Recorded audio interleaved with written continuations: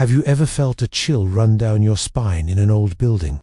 A feeling like you're not quite alone, even when no one else is there. Europe is a continent steeped in history, and with that history come tales of spirits who have lingered long after their time.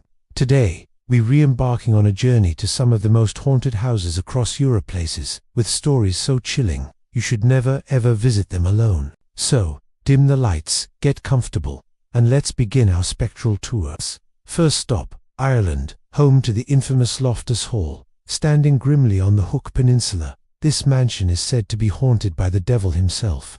The legend goes back to the 18th century. During a stormy night, a mysterious stranger sought shelter at the hall. He was invited in by the Tottenham family to join their card game. During the game, a Lady Anne Tottenham dropped a card. As she bent to retrieve it, she saw the stranger had cloven hooves instead of feet. Realizing he was the devil, she screamed. The stranger shot through the roof in a ball of fire, leaving a hole that could never be repaired. Poor Anne was locked away in the tapestry room, driven mad by the terrifying encounter, until her death. Visitors today report a heavy, oppressive atmosphere, sudden drops in temperature, and even sightings of a young woman's ghost, believed to be Anne, still wandering the cold, empty halls. Would you dare play a game of cards at Loftus Hall? Next, we travel to Scotland, a land of castles and ghosts, to visit Glamis Castle. This was the childhood home of the Queen Mother and the setting for Shakespeare's Macbeth. But its real fame comes from its many ghostly residents. The most famous is the legend of the monster of Glamis. This story tells of a hideously deformed heir to the family fortune, who was locked away in a secret chamber and lived his entire life in isolation. His ghost is said to still haunt the castle walls. Then there's the Grey Lady, believed to be Lady Janet Douglas, who was burned at the stake for witchcraft in 1537. Her spectral form is often seen drifting through the clock tower and the Castleless Chapel.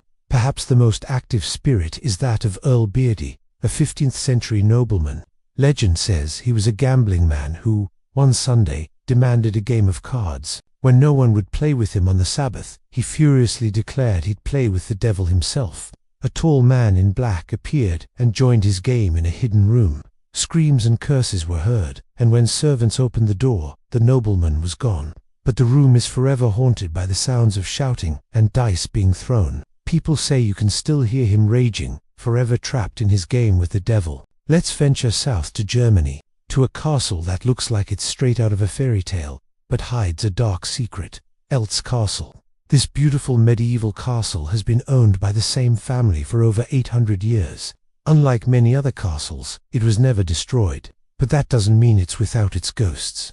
The most prominent spirit is a knight named Platt Eltz. Centuries ago, the castle was under siege. The knights were outnumbered, but Platt Eltz fought with incredible bravery, saving his home and family before falling in battle.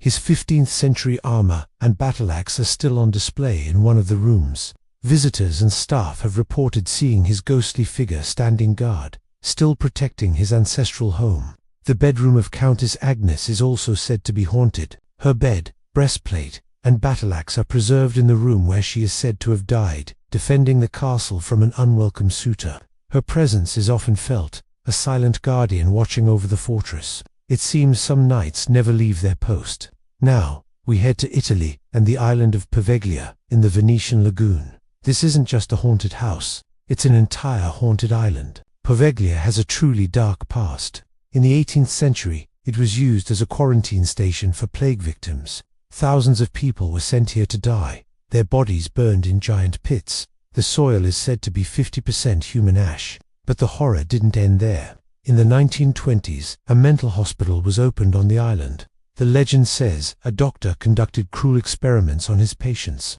Driven mad by the ghosts of the plague victims he supposedly tortured, the doctor threw himself from the hospital's bell tower.